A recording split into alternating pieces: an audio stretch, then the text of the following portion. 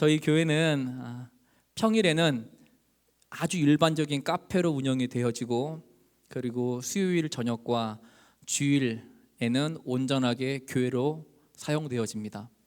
더 분명하게 말씀드리면 카페를 가장한, 카페로 위장한 아주 제대로 된 교회예요. 못 믿는 분들도 있으시겠지만 카페로 위장한 철저한 교회예요. 교회이기 때문에 기도는 빠질 수가 없습니다. 그래서 제 하루 일과는 아침에 출근을 하면 카페에 있는 커피 머신기를 붙들고 바로 축사를 해버려요. 주여, 제가 이 맹물을 아메리카노로 바꾸진 못하겠지만 주의 종이 손을 얹고 축복하여 기도하오니 오늘 이 카페가 교회인 줄 모르고 오는 손님이 있을지라도 이 손님은 교회에 들어온 것이기 때문에 영이 전가되게 하시고, 커피 머신에서 나오는 아메리카노를 마실 때에 주의 성령을 영접하게 하여 주시옵소서. 왜냐하면 감사님 늘 그러셨거든요. 영은 전가되기 때문에. 그리고 하루가 맞춰지게 되면 또 기도합니다. 하나님, 오늘도 장사치가 되지 않게 해주셔서 감사합니다. 카페가 음료 한 잔 팔고 이걸로 부자가 되는 것이 아니라 이 카페 교회를 통하여 많은 지치고 힘든 사람들이 더울 땐 시원하게, 또 추울 땐 따스하게 잠시 머물렀다 쉬어갈 수 있는 정말 진정한 교회 역할을 감당하게 주옵소서. 그러니 너무 감사해요. 이렇게 기도를 하고 있는데 저희 교회 앞에 바로 맞은편에 초등학교가 하나 있어요. 이 초등학교 애들이 지나가면서 카페가 신기하고 예쁘니까 창문 밖에서 막 이러고 있어요. 거기다 대놓고 보통 일반 카페는 나가 할 수도 있겠지만 이제 남 목사는 들어와. 그래가지고 시원한 물 한 잔 주면서 너 교회 다니니? 다닌대요. 어디 교회? 청흥교회. 니네 교회 가. 너 교회 다니니? 교회 안 다녀요. 그럼 이번 주 우리 교회 올래? 네, 이렇게 해가지고 지금 교회 출석이 약 5명쯤 지금 하고 있어요. 애들. 근데 너무 할렐루야 감사해요. 여기는 상당히 수준이 있는 게, 저는 처음에 애들 왔었을 때 별로 그렇게 기쁘진 않았어요. 기뻤긴 했는데 그렇게 기쁘진 않았던 이유가, 얘들을 보는데 카페니까 또 얼마나 예뻐요. 근데 얘네가 카페만 들어오면 카페를 초토화 시켜놔요. 옆에 분식점 아줌마가 하루는 저한테 와서 애들 그 카페 절대 들이지 마세요. 우리 가게만 해도 벌써 의자를 한 번 갈아치웠어요. 들어오게 하지 말라는데 어떻게 교회가 안 그래요. 그래서 애들 보면서 얘들아 교회니까 물건 함부로 하면 안 돼 라고 이렇게 보는데 문득 제 내리를 스쳐가는 생각이, 만약에 우리 교회 출석하는 지금 쟤들이 어린 애들이 아니라 어른이었었다면 나는 어떻게 하고 있었을까? 진지하게 한번 생각을 해보니까 너무 다를 것 같더라고요. 유아, 아동이 아니고 성인, 장년이면은 어떻게 아메리카노라도 한번 서비스 더 내려가지고 어떻게든 우리 교회 출석시키려고 막 안간힘을 쏘고 있었을 것 같아요. 제가 그랬다니까요. 근데 제가 살면서요 딱 하나님의 음성을 정확하게 3번을 들었는데, 목사 안수직 때 2번째로 들었고, 그 아이들과 마주할 때 그 순간 내리를 스친 하나님의 음성이 뭔지 아세요? 야 이 싹구나! 야 이 싹구나! 그러니까 저는 애들을 영혼으로 바라봤던 게 아니었던 거예요. 저도 모르는 사이. 그리고 엄청 들어가서 회개하고 울면서 하나님 다시는 그럴게요. 그래서 지금은 당당하게 말해요. 가끔 가다가 교회 부흥 됐어요? 아직 부흥은 잘 모르겠지만 우리 교회 성도 5명이나 있어요. 저는 이렇게 팍 초등학교 4학년이지만 우리 교회 성도입니다. 그러니까 그런 의미에서 다른 교회들은 막 무조건 어른들만 많아야 된다 생각할 수도 있겠지만, 늘 간유사님 말씀처럼 여기는 수준 높은 교회이기 때문에 벌써 성도 우리 어린애 5명이 할 때 박수 쳐버렸잖아요. 이 5명 이 앞으로 뭐 10배, 100배, 1000배가 될지라도 늘 초심을 잃지 않을 수 있도록 여러분들 감히 중보를 꼭 부탁드리겠습니다. 저희 교회에 지금 사정 보고를 하는 거예요. 친정에서도 오면 시집살이 힘들었던 것도 얘기하고 맛있는 것도 먹고 하잖아요. 그렇죠? 부담 없이 말씀 들으셨으면 좋겠는데, 하필 주보에 오늘 우리 감리사님 말씀 제목이 작년부 예배 오늘 말씀 제목 뭐였어요? 오직 믿음으로. 그러니까 더 구체적이에요. 본문 말씀이 히브리서 11장 1절부터 6절까지. 어제 감리사님께 연락을 받고 우리 종남 간사님에게 연락을 했어요. 말씀 전할 제목이 고민하다가 나는 히브리서 11장 동일하게 1절에서 6절 하려고 하다가 아유 또 길게 성경 봉독하면 뭐하나 싶어가지고 6절만 합시다 딱 넣었는데, 감리사님 말씀도 잠깐 또 들어보니까 감리사님은 또 6절만 하려고 하시다가 1절부터 6절까지 해버리신 거래. 뭐가 좀 통했어요. 뭐가 통했어. 그리고 왜 하필 주제도 똑같이 믿음이냔 말이에요. 기도해서 하나님 이게 대체 무슨 뜻입니까? 명백한 제자가 스승에 대한 도전입니까? 막 별 고민을 다 했어. 진짜 얼마나 고민했겠어요. 한참 까마득한 선배님이신데 고민을 하다가 주셨던 은혜, 오늘 이 자리에 한 명이라도 믿음에 관한 말씀이 간절히 요구되는 성도가 있겠구나. 그러니까 오늘의 이 말씀, 오늘 이 주일에 있었던 믿음이란 말씀, 히브리서 11장의 말씀이 누구 말씀보다 내 말씀이 되시기를 주의 이름으로 간절히 축원합니다. 우리 앞뒤차 분들에게 인사하실까요? 주의 이름으로 사랑하고 환영합니다. 시작. 앞뒤 좌우분들 멀리 있는 계신 분들에게도 말씀을 함께 나누시기를 바랍니다. 다시 한번 인사하시겠습니다. 주의 이름으로 사랑하고 환영합니다. 시작. 성도가 얼마나 귀한 줄 모르는 분들은 다시 말씀드렸지만 힐로디로 저희 교회를 보내세요. 막 고독하고 외롭게 만들어 드릴 수 있어요.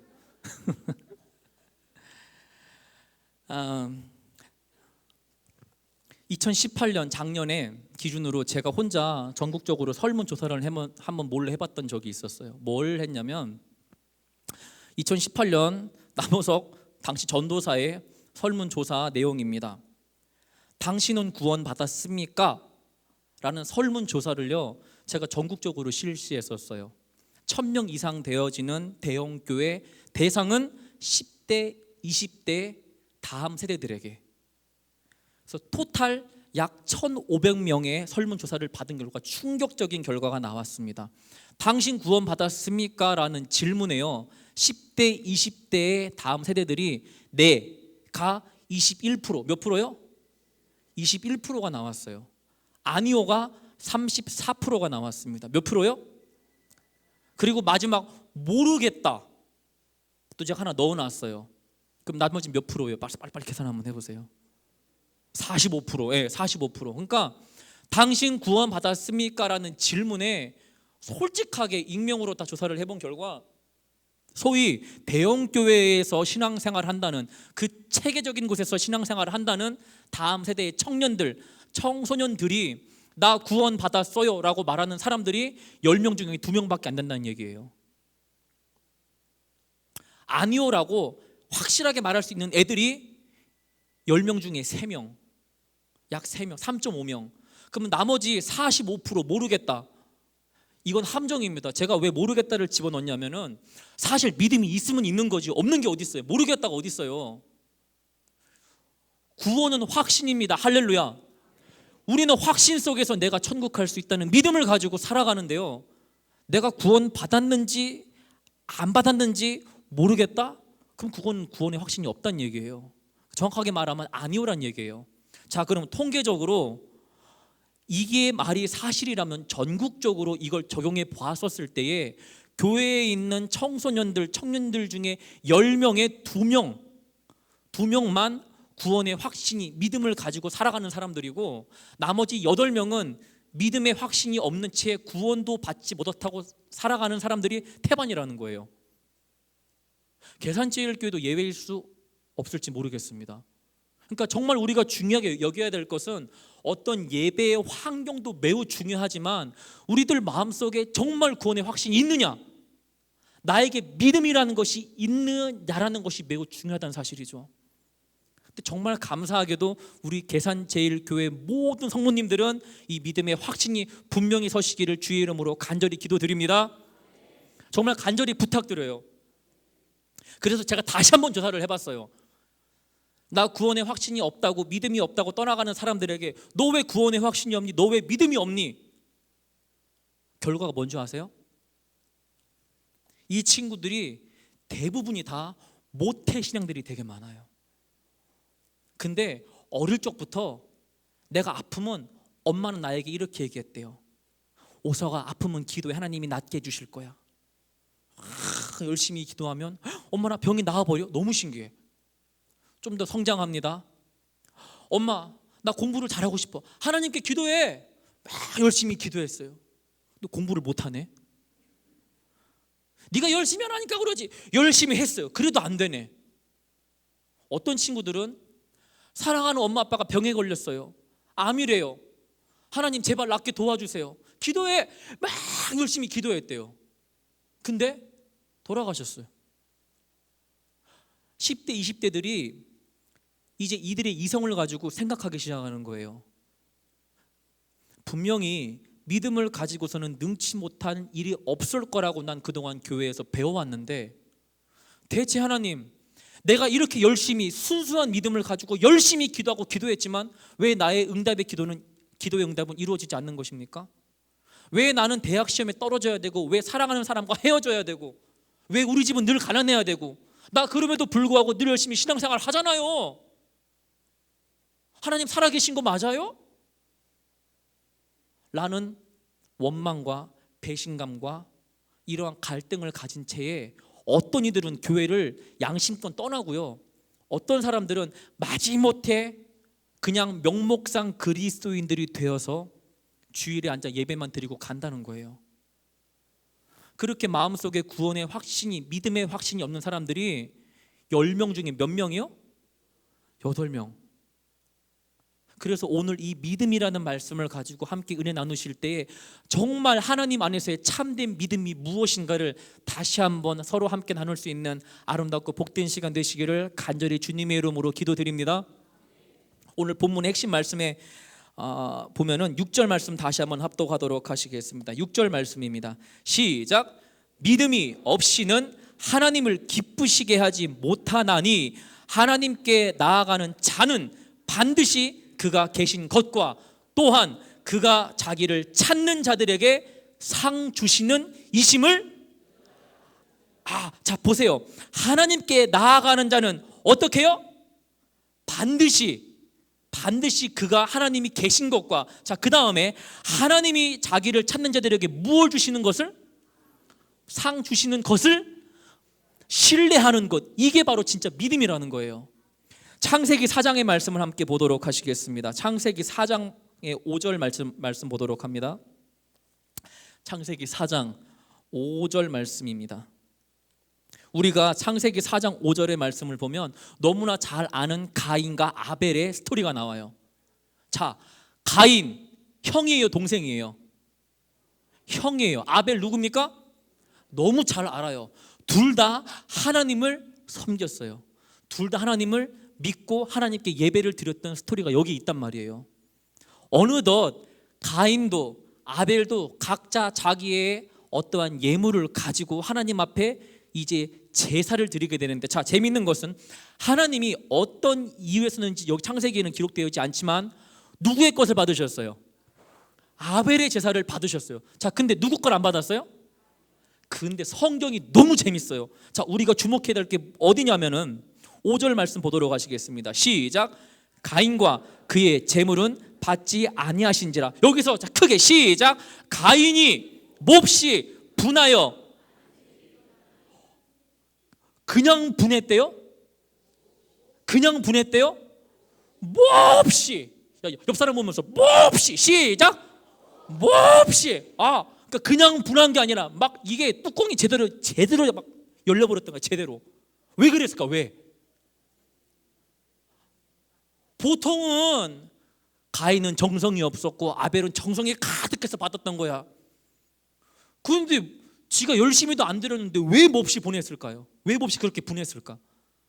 바야흐로 5년 전 2014년 5월 14일 로즈데이 날 계산제일교회 전도사로 했던 나무석이는 결혼 후 첫 로즈데이를 맞이하여서 사랑하는 아내에게 장미꽃을 선물해 주기로 결심을 하게 됩니다.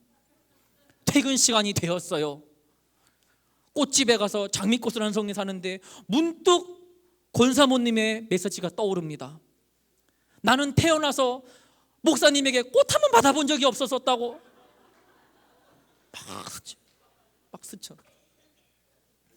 또 의리에 죽고 의리에 사는 나무서기가 그냥 지나칠 수 없잖아요.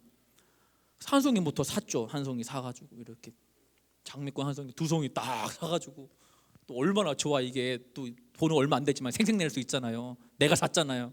가면서 전화 다 하겠죠. 목사님, 왜?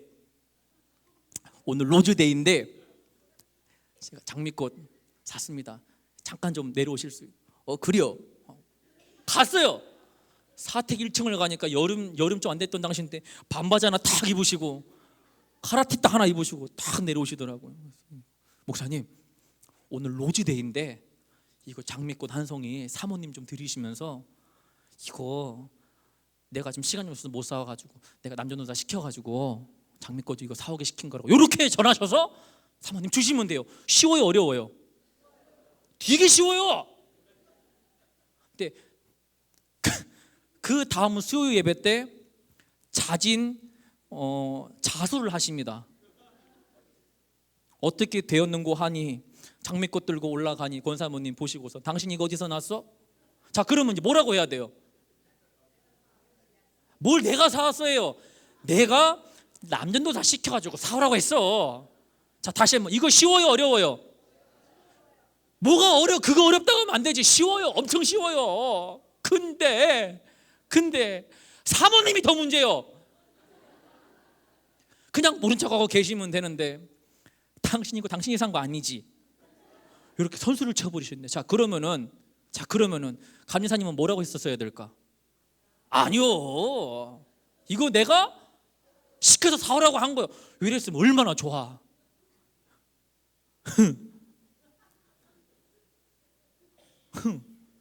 그러니까 권사모님께서 당신이 그러면 그렇지.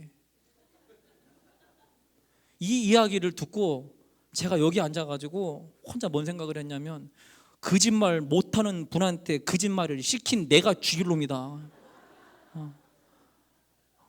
진짜 그랬어요. 거짓말 못하는 분한테 거짓말을 시킨 내가 죽일 놈이야. 내가 죽일 놈. 그 뒤로 장미꽃 다시 안 사드리고 있어요. 알아서 하시겠지. 제가 왜 이 말씀 드리냐면 만약에 당시에 감리사님께서 정말 로즈데이라고 막 멋지게 준비하시려가지고 막 장미꽃도 이렇게 막 이벤트를 막 준비하셔서 여보 사랑해라고 해서 썼었을 때에 그때도 만약에 사모님이 당신 거짓말하는 거지, 이거 당신이 준비한 거 아니지, 요랬다면 감리사님 실례지만 솔직히 좀 서운하실까요? 안 서우실까요? 안 서운하실까요? 서운하시죠. 기분 나쁘시죠. 왜냐? 정성이 있었기 때문에. 정성이 있었기 때문에 서운할 수가 있어요. 근데 나에게 성의와 정성이 없었었다면 뭐 그럴 수도 있지, 뭐 넘어갈 수 있어요. 저도 학창 시절에 공부 잘했다고요, 못했다고요? 뭘 잘했어요, 못했어요? 죄송해요, 이름 좀 상스러운 표현을 쓸 때 정말 지지리도 못했어요. 그 와중에 꿈은 또 소아과 의사였네. 세상에, 꿈도 야무졌지. 고등학교 때 학교 시험을 봤는데 기말고사의 점수가 평균이 세상에 60점이 나왔어. 몇 점이요? 60점. 기뻤을까 아니면 막 슬펐을까? 기뻤어. 왜냐? 전날 밤에 나는 그동안 공부 한 번도 안 하고 있다가 이제 벼락치기를 하려고 다짐을 하고 내가 오늘 저녁 먹고 잠깐 취침을 했다가 밤 12시에 일어나서 밤을 새서 공부를 하면 잘 될 거야. 뭐 생각을, 계획을 짜고 공부를 하기 시작했어요. 잤죠. 눈을 떴는데 아침이네. 엄마, 이거 뭐 어떻게 된 일이야? 엄마가 이러시는 거예요. 너 아버지가 껐어. 아버지, 나 공부해야 되는데 왜 껐어요? 아버지 하시는 말씀, 네 몰래 안 하는 공부인데 하루 열심히 날밤 샌다고 성적이 올라갈 리가 없어. 그러니 잠이라도 많이 자라고 아빠가 네 알람 꺼버렸다. 그랬는데 평균 50점대가 나올 줄 알았건만 몇 점이 나왔다고요? 그러니까 나는 기쁠까요, 슬플까요? 째지게 기뻐요. 막 너무 기뻐. 근데 내 옆에 한 놈 울고 있어. 얘가 왜 우냐면 공부 진짜 열심히 해서 평소에 80, 90 나오는 애인데 70 나온 거예요. 자, 보세요. 60이 높아요, 70이 높아요. 근데 내가 행복해요, 얘가 행복해요? 이해되세요? 내가 더 막 행복해. 왜? 나는 정성이 없었는데 이러한 결과에 막 기분 좋아 죽는 거고, 얘는 정말 열심을 다했는데 이러한 결과에 몹시 어떻게? 몹시 분하여 안색이. 그러니까 추측을 해본 즉슨 4장에 어떤 이유에서 하나님이 받았는지 안 받았는지는 여기서는 기록은 하고 있지 않지만, 적어도 가인도 정성이 있었다 없었다? 있었으니까 여기 뒤에 말씀 다시 띄워주세요. 있었으니까 5절 말씀에 가인과 그의 재물은 받지 아니하신지라 가인이 몹시 분하여 안색이. 변하니. 자, 그런데 왜 하나님이 가인과 아벨의 제사에 대해서 가인 걸 안 받고 아벨 걸 받았는지에 대한 정확한 답이 오늘 본문의 말씀이란 얘기예요. 히브리서 11장 6절 다시 한번 보도록 하시겠습니다. 자, 시작. 믿음이 없이는 하나님을 기쁘시게 하지. 스톱. 자, 그리고 4절 말씀 바로 이어서 봅시다. 4절 말씀. 자, 4절 말씀 시작. 믿음으로 아벨은 가인보다 더 나은 제사를 하나님께. 할렐루야. 그러니까 둘의 제사가 그냥 보기에는 동일했었을 거예요. 그러니까 가인도 정성이 있었고 아벨도 정성이 있었지만 그 와중에 더 나은 예배를 드릴 수 있었던 가장 큰 힘은 무엇이라고요? 믿음. 오늘 이 시간도 서로 보기에는 누가 믿음이 좋고 안 좋고는 우리가 알 수 없어요. 각자의 열심과 정성을 가지고 아침 일찍부터 지금까지 예배 드리는 분들이 여러분들이란 말이에요. 근데 우리 중에서도요, 아벨과 같은 예배를 드리는 사람이 있고 가인과 같은 예배를 드리는 사람이 있어요. 공통점은 둘 다 정성이 있지만 하나님이 기뻐하시는 것은 무엇이라고요?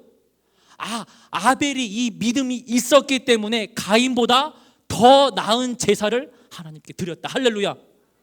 그럼 대체 이 믿음이라는 것이 무엇이냐? 자, 다시 한번 6절 말씀 보도록 하시겠습니다. 오늘 수없이 반복해야 돼요. 시작.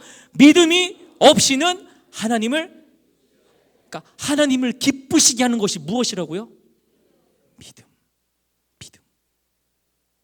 이 믿음이란 하나님이 지금 이 순간도 살아 계셔서 나와 함께 하시고, 내 상황이, 내 삶의 문제가 지금 너무 힘들고 어렵지만 행여 앞으로의 삶도 세상 사람들이 보기에는 넌 실패자라고 손가락질 할 수 있겠으나 마침내 하나님께서는 나에게 이 땅에서가 아니라면 하늘에서라도 복 주시는 것을 믿는 사람. 할렐루야. 이 믿음이 그리스도인들에게 너무너무 필요합니다. 이 믿음의 올바른 개념을 사람들이 잘 알지 못해서 너무 많이 실족합니다. 10대, 20대들이 내가 바라는 소원을 이루어줄 하나님을 믿음으로 바라보고 그 내가 바라는 소원이 이루어지지 않으면 교회를 떠나는 현상, 잘못된 믿음이기 때문입니다. 물론 하나님께서 우리들에게 복을 주실 때에 물질의 복을 주시기도 합니다. 할렐루야. 건강의 복을 주시기도 합니다. 할렐루야. 이 모든 것 다 귀한 복이죠. 그러나 엄연히 말하자면 이 복은 정말 커다란 복 중에 극히 작은 일부예요. 더 엄연히 말씀드리자면 실례드리겠지만 따라해 보시겠어요? 은사. 뭐라고요? 그러니까 사실 우리가 복이라고 간절히 바라고 믿음으로 막 갈망하는 이런 물질과 건강은요, 은사에 더 가까워요. 그럼 참된 복이란 무엇이냐? 간단하지 않습니까? 당신 구원 받았습니까? 당신에게는 지금 당장 당신이 죽더라도 주님 앞에 행복하게 서 있을 수 있는 그런 확신이 있습니까? 그거 하나면 되는 거예요. 이 복 말고 다른 복이 뭐가 있겠냐 말이에요. 그러면 또 수많은 사람들이 이 큰 하나님의 복은 자꾸 외면하고 있습니다. 그리고 이 큰 복 중에 가장 작은 복인 물질의 은사, 건강의 은사만을 달라고 해요. 물론 하나님은 각 사람에 따라 물질의 은사를 주실 때도 있어요. 기도하고 간구할 때 건강의 은사를 주실 때도 있어요. 그러냐, 그게 다는 아니란 말입니다. 사랑하는 계산제일교회 성도 여러분, 믿음이 점점 사라지고 있는 세상입니다. 여러분들께서는 어떠한 믿음을 가지고 계신지요? 앞서 말씀드렸다시피 혹은 가인처럼 정성은 있으나 하나님이 정말 간절히 바라시는 그런 믿음을 소유하고 계시는지요? 오늘 말씀을 통하여 우리가 다시 한번 믿음을 돌아보게 되어야 할 줄로 믿습니다. 성경은 정말 공평합니다. 구약에서는 우리 이 세상의 땅의 물질의 축복에 대하여서 기록을 하고 있습니다. 다니엘이 사자굴에 갇혀서 믿음을 지켰더니 살아났다. 아주 좋은 귀감의 모델이죠. 모세가 자신들을 뒤따라오는 애굽의 병사들을 믿음을 따라서 홍해를 갈라지게 하여 홍해에서 물리쳤다. 우리는 이런 사실에 매우 주목하고 있습니다. 자, 그런데 보세요. 그 반대의 신약에는 어쩌면 다윗보다, 다니엘보다, 요셉보다, 아브라함보다 하나님을 더 사랑했을지도 모르는 사도들이 나옵니다. 초대 그리스도인들이 등장하게 됩니다. 그들의 말로를 여러분들은 너무나 잘 아시잖아요. 죽을 때까지 지하 동굴 카타콤에서 죽어갔습니다. 물질의 부유함도 축복받지 못했습니다. 믿음을 지켰는데 결국 그들이 당한 최후는 사자의 밥이 되었습니다. 목이 잘려져 나갔습니다. 껍질이 벗겨졌어요. 그럼에도 불구하고 신약과 구약에 등장하는 모든 사람들의 공통점은 오늘 이 본문의 말씀이라는 사실입니다. 내 삶이 그리 아니하실지라도 난 그럼에도 불구하고 하나님을 사랑합니다. 내 평생 거지로 살 수 있더라도 하나님을 사랑합니다. 내가 이대로 병들어 죽더라도 하나님을 사랑할 수 있습니다. 이러한 고백들이 교회에서 사라지고 있어요. 너무 안타깝습니다. 저는 간증을 너무너무 좋아해요. 그런데 정말 죄송한 얘기지만 가끔은 간증이 너무 식상할 때가 있어요. 왜 그런 줄 아세요? 내가 이러이러한 물질의 어려움을 겪었는데 열심히 믿음을 지켰더니 물질이 회복되었다. 좋은 얘기입니다. 박수 받아야죠. 내가 죽을 병에 걸려서 암에 걸렸는데 믿음을 지켰더니 하나님이 나를 회복시켜 주셨다. 박수 받아야 될 일은 확실합니다. 사실입니다. 그런데 그것도 좋은데 그와 반면에 어느 누구도 교회에서 간증할 때에 지금의 내 삶은 이전보다 더 악화되었고 앞으로의 내 삶은 더 무너질지 모르겠으나 그럼에도 불구하고 하나님은 나와 함께 계시는 하나님이십니다. 그럼에도 불구하고 나는 하나님을 사랑합니다. 이러한 고백을 하는 사람들은 점점 사라지고 있어요. 참다운 믿음이란 내가 바라는 것을 채워주시는 믿음이 아니라 내게 필요한 것을 채워주시는 하나님의 은혜인 줄로 믿습니다. 당신은 구원받았습니까? 오늘 여러분들께는 믿음이 있습니까?